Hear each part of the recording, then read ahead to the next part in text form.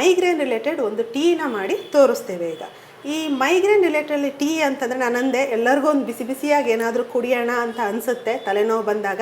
So ಹೋಲಾಗೂ ಇರಬೇಕು, ಹಾಗೆ ತಲೆನೋವು ಸಮೇತ ಕಡಿಮೆ ಆಗಬೇಕು ಅಂತಂದರೆ ಇವತ್ತು ನಾವು ನಿಮಗೆ ಮಾಡಿ ತೋರಿಸ್ತಾ ಇರ್ತಕ್ಕಂಥ ರೆಸಿಪಿ ದಾಸವಾಳ ಟೀ. ದಾಸವಾಳ ಟೀಗೆ ಬೇಕಾಗುವಂತಹ ಸಾಮಗ್ರಿಗಳು: ದಾಸವಾಳ, ಕಲ್ಲು ಸಕ್ಕರೆ.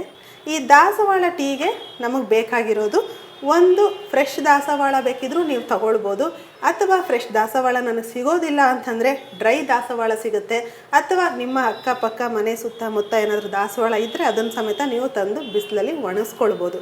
ಸೊ ಈ ಥರ ಡ್ರೈ ಆಗಿರ್ತಕ್ಕಂಥ ದಾಸವಾಳ ಯೂಶ್ವಲಿ ಅಂಗಡಿಗಳಲ್ಲಿ ಸಿಗ್ತಾ ಹೋಗುತ್ತೆ. ಇದನ್ನ ಟೀ ಹೇಗೆ ಮಾಡೋದು ಅನ್ನೋದನ್ನು ನಾನು ಇವತ್ತು ನಿಮಗೆ ತೋರಿಸ್ಕೊಡ್ತೀನಿ. ನಿಮಗೆ ಟೀ ಕ್ವಾಂಟಿಟಿ ಎಷ್ಟು ಬೇಕು ಅಷ್ಟು ನೀರನ್ನು ನಾವಿಲ್ಲಿ ಹಾಕ್ಕೊಳ್ಳೋಣ.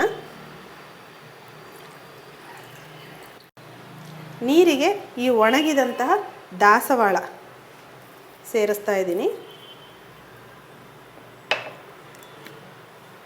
ಹಿಂದೆ ಈ ಸಿಟಿ ಬಿಟ್ಟು ಹಿಂದೆ ಯಾವುದೇ ಊರ ಕಡೆ ಹೋದ್ರೂ ಸೊ ದಾಸವಾಳ ಅನ್ನೋದು ಯೂಶ್ವಲಿ ಎಲ್ಲರ ಮನೇಲೂ ಇರ್ತಕ್ಕಂಥ ಒಂದು ಗಿಡ. ಇದ್ರದ್ದು ಎಲೆ ಆಗಿರ್ಬೋದು, ಹೂವು ಆಗಿರ್ಬೋದು, ಮಲ್ಟಿಪರ್ಪಸ್ ಅಂತಲೇ ಹೇಳ್ಬೋದು. ಹೂವನ್ನ ನಾವು ದೇವ್ರ ಪೂಜೆಗೆ ದಿನ ಯೂಸ್ ಮಾಡಿದ್ರೆ ಎಲೆನ ಬಹಳಷ್ಟು ಮಂದಿ ಅದನ್ನು ರುಬ್ಬಿ ತಲೆಗೆ ಅಪ್ಲೈ ಮಾಡ್ತಾರೆ. ಯಾಕೆ ಅಂತಂದರೆ ತುಂಬ ಹೇರ್ ಗ್ರೋತ್ಗಾಗಲಿ ಚೆನ್ನಾಗಿರುತ್ತೆ, ಅಥವಾ ಹೇರ್ ಶೈನಿಂಗ್ ಸಮೇತ ಚೆನ್ನಾಗಿರುತ್ತೆ. ಹಾಗೆ ಹೇರ್ ಕಲರ್ ಈಗ ಗ್ರೇ ಆಗ್ತಾ ಇದ್ದರೆ ಅಥವಾ ಕೆಂಚಾಗ್ತಾ ಇದ್ದರೆ ಅದನ್ನು ಕೂಡ ಪ್ರಿವೆಂಟ್ ಮಾಡೋದಕ್ಕೆ ಈ ದಾಸವಾಳ ಎಲೆ ಸಹಾಯ ಮಾಡುತ್ತೆ.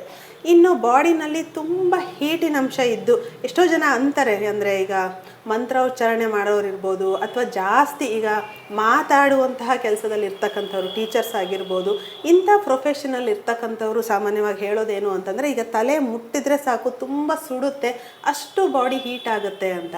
ಸೊ ಅಂಥ ಟೈಮ್ನಲ್ಲಿ ಈ ದಾಸವಾಳ ಎಲೆ ಏನಿದೆ ಅದನ್ನು ರುಬ್ಬಿ ತಲೆಗೆ ಅಪ್ಲೈ ಮಾಡೋದ್ರಿಂದ ಸಮೇತ ಆ ಹೀಟ್ನೆಸ್ಸನ್ನು ಕಡಿಮೆ ಮಾಡ್ಬೋದು. ಈ ಕಾಫಿ ಮತ್ತು ಟೀನಲ್ಲಿ ಕೆಫಿನ್ ಅಂಶ ಅಥವಾ ಟ್ಯಾನಿನ್ ಅಂಶ ಅನ್ನುವಂಥದ್ದು ಏನಿದೆ ಅದು ಈ pH ಇಂಬ್ಯಾಲೆನ್ಸ್ನ ಮಾಡ್ತಾ ಹೋಗುತ್ತೆ. ಆ್ಯಸಿಡ್ ರಿಫ್ಲಕ್ಸನ್ನು ಮತ್ತಷ್ಟು ಹೆಚ್ಚು ಮಾಡ್ತಾ ಹೋಗೋದಕ್ಕೆ ಕಾರಣ ಈ ಕೆಫಿನ್ ಮತ್ತು ಟ್ಯಾನಿನ್ ಆಗುತ್ತೆ. ನಾವು ಹೆಚ್ಚು ಕಾಫಿ ಟೀ ಸೇವನೆ ಮಾಡಿದಷ್ಟು ಕೂಡ ತಲೆ ನೋವ್ತಿದೆ ಅಂತ ನಾವು ಎಷ್ಟು ಕುಡಿತೀವೋ ಅದು ಸಿಂಪ್ಟಮೆಟಿಕ್ ರಿಲೀಫ್ ಆದರೂ ಕೂಡ ಅದರಿಂದ ಮತ್ತೆ ಮೈಗ್ರೇನ್ ಅನ್ನುವಂಥದ್ದು ಹೆಚ್ಚಾಗ್ತಾ ಹೋಗುತ್ತೆ. ಈ ಕಾಫಿ ಟೀದು ಒಂದು ಕಡೆ ಆದರೆ ಇದೇ ರೀತಿ ಕೆಲಸ ಮಾಡುವಂಥದ್ದು ಮತ್ತೊಂದು ನಮ್ಮ ಮೈಗ್ರೇನ್, ಆ್ಯಂಟಿ ಮೈಗ್ರೇನ್ ಟ್ಯಾಬ್ಲೆಟ್ಸ್ ಅಥವಾ ಮೆಡಿಸಿನ್ಸ್ ಏನಿದೆ ಆ ಮೆಡಿಸಿನ್ಸು. ಎಷ್ಟೋ ಸಲ ಜನ ಒಂದು ಆ್ಯಂಟಾಸಿಡ್ ಹಾಕ್ಕೊಳ್ಳೋ ಅಂಥದ್ದು, ಇಲ್ಲ ಒಂದು ಯಾವುದಾನ ಒಂದು ಆ್ಯಂಟಾಸಿಡ್ ಸಿರಪ್ ಕುಡಿಯೋವಂಥದ್ದು, ಇಲ್ಲ ಅಂತಂದರೆ ಓವರ್ ದ ಕೌಂಟರ್ ಮೆಡಿಸಿನಲ್ಲಿ ಹೋಗಿ ಮೆಡಿಕಲ್ ಸ್ಟೋರಲ್ಲಿ ಒಂದು ಮೈಗ್ರೇನ್ಗೆ ಅಂತ ಮಾತ್ರೆ ತೊಗೊಂಡು ಹಾಕ್ಕೊಳ್ಳೋ ಅಂಥದ್ದು ಅಭ್ಯಾಸ ಆಗಿರುತ್ತೆ. ಆದರೆ ಈ ರೀತಿ ಮಾತ್ರೆ ಹಾಕ್ಕೊಂಡಾಗ ನಿಮಗೆ ಆ ಟೈಮಲ್ಲಿ ಒಂದು 1 ಅವರ್ ಅಥವಾ 2 ಅವರ್ ಅಥವಾ ಒಂದು 4 ಅವರ್ ನಿಮಗೆ ಅದು ಕಡಿಮೆ ಅಂತ ಅನಿಸುತ್ತೆ. ಆದರೆ ನೀವು ಗಮನಿಸಿರ್ಬೋದು ಒಂದು ಮಾತ್ರೆಗೆ ಅದು ಯಾವತ್ತೂ ಸಾಲೋದಿಲ್ಲ. ಮಧ್ಯಾಹ್ನ ಮತ್ತು ರಾತ್ರಿ ಆ ರೀತಿ ನೀವು ಮತ್ತೆ ತಗೋಬೇಕಾಗತ್ತೆ. ಅಷ್ಟೇ ಅಲ್ಲ, ಇದು ನಿಮಗೆ ಆ ಟೈಮಿಗೆ ಸಿಂಪ್ಟಮ್ ರಿಲೀಫ್ ಮಾಡಿದ್ರೂ ಕೂಡ ಅದರ ಇಂಪ್ಯಾಕ್ಟ್ ಅಂದರೆ ಆಫ್ಟರ್ ಡೈಜೆಷನ್ ಅಂತ ಕರಿತೀವಿ. ಈ ಆಫ್ಟರ್ ಡೈಜೆಷನ್ ಮತ್ತೆ ಅದು ಆ್ಯಸಿಡನ್ನು ಜಾಸ್ತಿ ಮಾಡುತ್ತೆ, pH ಲೆವೆಲನ್ನು ಜಾಸ್ತಿ ಮಾಡುತ್ತೆ. ಹಾಗಾಗಿ ಮತ್ತೆ ರಿಫ್ಲೆಕ್ಸ್ ಹೋಗಿ ನಿಮಗೆ ಮೈಗ್ರೇನ್ ಕಂಟ್ರೋಲ್ ಬರೋದಕ್ಕೆ ಸಾಧ್ಯನೇ ಆಗಲ್ಲ. ಹಾಗಾಗಿ ಈ ರೀತಿಯಾದಂಥ ಮೆಡಿಸಿನ್ಸ್ ಇರ್ಬೋದು, ಕಾಫಿ ಟೀ ಇರ್ಬೋದು, ನಿಮ್ಗೆ 1-2 ದಿನ ಅಥವಾ 1-2 ಸಲ ಅಟ್ಯಾಕ್ ಆದಾಗ ಕಷ್ಟ ಆಗ್ಬೋದು.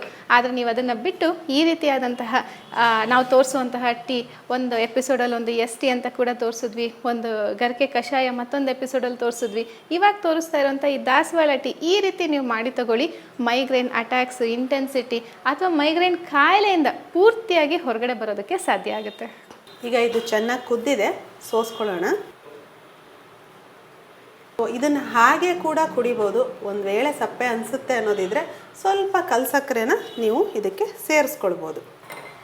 ಸೊ ಕಲರ್ ನಿಮಗೆ ಕಾಣಿಸ್ತಾ ಇರ್ಬೋದು, ಚೆನ್ನಾಗಿ ಬಂದಿದೆ ಕಲರು. ಒಂದು ವೇಳೆ ನೀವು ಫ್ರೆಶ್ ದಾಸವಾಳ ಯೂಸ್ ಮಾಡಿದ್ರೆ ಇನ್ನೂ ಪಿಂಕ್ ಆಗಿರ್ತಕ್ಕಂತಹ ಕಲರ್ ಸಮೇತ ಬರುತ್ತೆ. ಇನ್ನೊಂದು, ಇದೀಗ ನಾವು ಮೈಗ್ರೇನ್ಗೆ ಅಂತ ಹೇಳಿದ್ವಿ, ರಾತ್ರಿ ಹೊತ್ತು ನಿದ್ದೆ ಬರದೇ ಇರೋರು ಸಂಜೆ ಹೊತ್ತು ಸ್ವಲ್ಪ ಬಿಸಿನೀರಿಗೆ ಆ ಫ್ರೆಶ್ ದಾಸವಾಳ ಏನಿದೆ ಅದನ್ನು ನೀವು ಮಿಕ್ಸ್ ಮಾಡಿ ಕುಡಿದ್ರೆ ಸಮೇತ ಒಳ್ಳೆ ನಿದ್ರೆ ಸಮೇತ ಬರುತ್ತೆ. ಸೊ ಇದು ತಲೆನೋವಿಗೂ ಹಾಗೆ ನಿದ್ರೆ ಮಾಡೋದಕ್ಕೂ ಸಹಾಯ ಮಾಡುವಂತಹ ಸ್ಪೆಷಲ್ ಟೀ ಅಂತಲೇ ಹೇಳ್ಬೋದು.